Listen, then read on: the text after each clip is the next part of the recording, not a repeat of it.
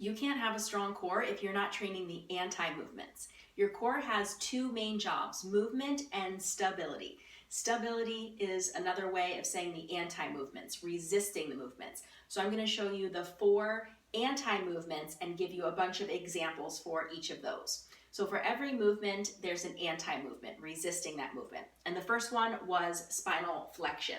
So flexing your spine is one of the movements that your back makes, but are you strong enough to resist flexion? My favorite exercise for that is hip hinge with a dowel. So grab a dowel, a broom handle, whatever you have, and bring it against your back. So it's going to make 3 points of contact: your head, your thoracic spine, and your sacrum, this triangle-shaped bone down in below the waistband of your pants. Hold on at your neck and your low back because those should be the 2 spaces. So your hand should fit easily in those 2 spaces. So this is the natural alignment of your spine. Now bring those feet hip distance in parallel, and we're going to hinge at the hips. I'm just going to move my arms so you can see what's going on. When you hinge at the hips, can you keep those 3 points of contact in the 2 spaces? So if you were doing this incorrectly, if you were allowing the spine to flex, your hand would get smushed between your low back and the dowel. The dowel might come off your head or your hips or both. So you want to be able to move through this hip flexion with 3 points of contact: the head, the thoracic spine, and the sacrum, and 2 spaces, your neck and your lumbar, your low back. And then any movement that you do is an anti-flexion movement so long as you keep this neutral spine. So if you are doing deadlifts with barbell or dumbbell, can you keep that neutral spine throughout the movement? If you are squatting, are you resisting that flexion as you move through the squat? So you take that with you in all of your movements. Another example is like a V-sit or boat pose in yoga. So when you come into that hold position, you want to resist that tendency to round the back and collapse through the chest. So finding that length, that lift, resisting flexion. And anything you added to this movement, you would resist flexing the spine. That would be anti-flexion. So if you did anything with the arms or the legs, you'd keep this long, tall spine.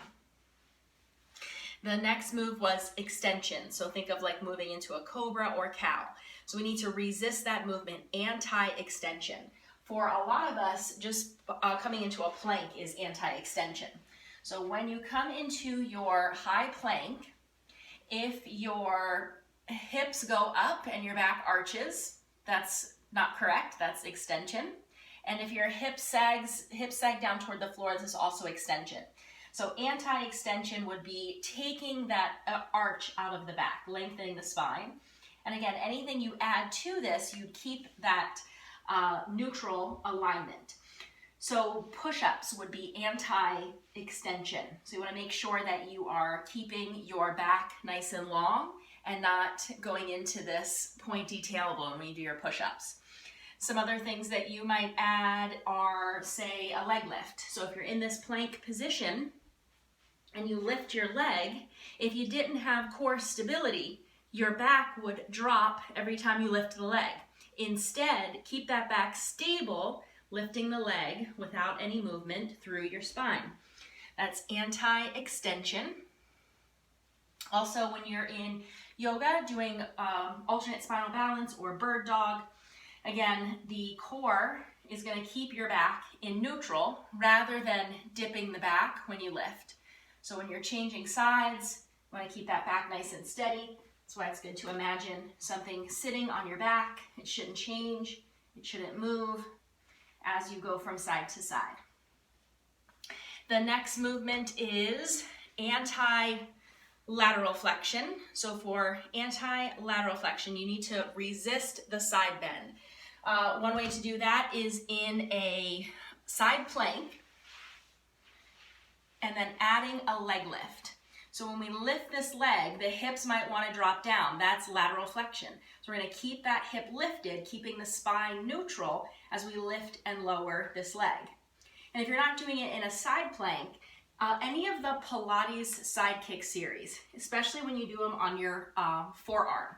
So instead of letting the ribs drop, collapsing into the shoulder, because this is spinal flexion, spinal lateral flexion. You're going to keep those ribs lifted, and then any movement you add to the leg is challenging that anti-lateral flexion, keeping that neutral spine, whatever you do with this leg. So those Pilates side kick series, especially done up on the forearm. And the last one is anti-rotation. So resisting the twist, especially through the hips. Classic example is the plank shoulder tap. So if you're in this high or kneeling plank, doing alternating shoulder taps, if you're doing the move incorrectly, your hips are dipping from side to side. You're twisting on each one. Instead, keep those hips level. It's helpful if you can put something on your back, so there should be no movement through the hips. Whether you're doing this on knees or toes, resist that twist, anti-rotation. And if you're coming into if you're doing your clams, even clams are an anti-rotation exercise. So if you're doing this movement incorrectly, every time you lifted the knee, you'd let your hips rock back. So essentially you're twisting through the lower half of the body. So instead, keep the hips stacked as you open and close the top leg. And that is anti-rotation for your core. Another example is the Pilates leg circles. So if you come down onto your back for leg circles, if you were doing this movement incorrectly, as your leg drew a circle on the ceiling, your hips would rock side to side. You'd be rotating. Instead, keep those hips equally weighted into the floor and draw that circle without shifting or twisting through the hips. And that's anti-rotation. All right, so those were the 4 anti-movements. Anti-flexion, anti-extension, anti-lateral flexion, and anti-rotation. Those might be done in some kind of static hold or adding a movement that is likely to push your spine into the movement you want to avoid, but you and your core are strong enough to resist the movement. That's going to give you a really strong core, and that is going to keep your back healthy and happy. If you got questions, post them in the comments.